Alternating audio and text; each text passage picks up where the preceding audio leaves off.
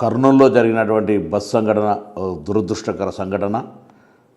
చాలా బాధ కలిగింది. ఉదయాన్నే మృతులందరికీ సంతాపాన్ని తెలియజేస్తా ఉన్నాం. తెలంగాణ ప్రభుత్వం పక్షాన గౌరవ ముఖ్యమంత్రి గారు కూడా ఈ అంశం పట్ల వివరాలు తెలుసుకోవడం జరిగింది. అక్కడ తక్షణంగా తెలంగాణ ప్రభుత్వం నుంచి ఏదైనా సహాయక చర్యలు జరగాల్సి ఉంటే సంబంధిత రవాణా శాఖ అధికారులను కూడా ఆదేశించడం జరిగింది. తెలంగాణకు సంబంధించి అదేవిధంగా ఆంధ్ర రవాణా శాఖ మంత్రి గారితో, జిల్లా కలెక్టర్ గారితో, డిఐజీ గారితో టెలిఫోన్లో మాట్లాడి ఇన్సిడెంట్ యొక్క పూర్తి సమాచారాన్ని తీసుకున్నాం. ఇవి ఒక దురదృష్టకర సంఘటన. దీని పట్ల భవిష్యత్తులో, ఎందుకంటే హైదరాబాద్ వయా ఆంధ్ర, కర్ణాటక వయా ఆంధ్ర, హైదరాబాద్కు రోజు వేల మంది ప్రయాణం చేసే ఈ యొక్క బస్సు వ్యవస్థలో అన్ని రకాల చర్యలు తీసుకోవడానికి ముగ్గురం ట్రాన్స్పోర్ట్ కమిషనర్ తొందరలో సమావేశమై తదుపరి ఇటువంటి ఇన్సిడెంట్ జరగకుండా తీసుకోవాల్సిన చర్యలను తీసుకుంటాం.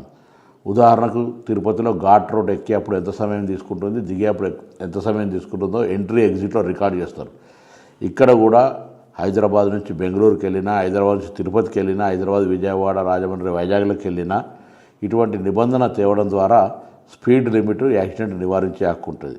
అదేవిధంగా బస్సు ఓనర్స్ కానీ ట్రావెల్స్ సంబంధించిన వాళ్ళకు కూడా విజ్ఞప్తి చేస్తున్నాం, హెచ్చరిక చేస్తూ ఉన్నాం. రవాణా శాఖ తరఫున మీరు మీ యొక్క ఫిట్నెస్ కానీ, ఇన్సూరెన్స్ కానీ తదితర అంశాల పట్ల ఎక్కడ నిర్లక్ష్యం వహించినా నేరుగా హత్యా నేరం పెట్టి లోపలికి పంపుతాం.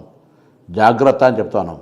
నియమ నిబంధనలు పాటిస్తూ స్పీడ్కు సంబంధించిన విషయంలో కూడా జాగ్రత్త వ్యవహారం చేస్తూ ప్రాణాలతో చెలగాటం ప్రయత్నం చేయొద్దు. రోజువారీ రవాణా శాఖ చెక్కులు చేస్తే వేధింపులకు అని మాట్లాడతారు.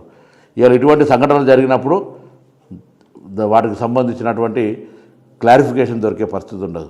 ఇలా ఏది ఏమైనా బస్సు ఒడిశాలో రిజిస్ట్రేషన్ అయింది, హైదరాబాద్ నుంచి బెంగళూరుకి వెళ్తూ ఉంది. అర్ధరాత్రి మోటార్ సైకిల్ బస్ కిందకి వచ్చి ప్రమాదం జరిగింది. ఏదైనా కారణాలు కావచ్చు. తప్పకుండా వీటి పట్ల సంబంధిత గౌరవ ఆంధ్ర మంత్రి, కర్ణాటక మంత్రి, నేను తప్పకుండా దీన్ని కూర్చొని ఏం చేయాలనే ఆలోచన కొద్దీ భవిష్యత్తులో సంఘటన జరగకుండా చర్యలు తీసుకుంటాం. మృతులకు మా సానుభూతి. తప్పకుండా ఎటువంటి పునరావాస చర్యలు, అక్కడ అన్ని చర్యలకు సంబంధించి తెలంగాణ ప్రభుత్వం తరఫున ఆంధ్ర ప్రభుత్వానికి పూర్తిగా సపోర్టివ్గా ఉంటుంది. ప్రమాదం నుంచి బయటపడ్డ వాళ్ళందరికీ కూడా ఇప్పటికే ప్రాథమిక సమాచారంలో అన్ని రకాల చికిత్స, దాని తదుపరి అన్ని చర్యలు తీసుకుంటూ ఉన్నారు. కాబట్టి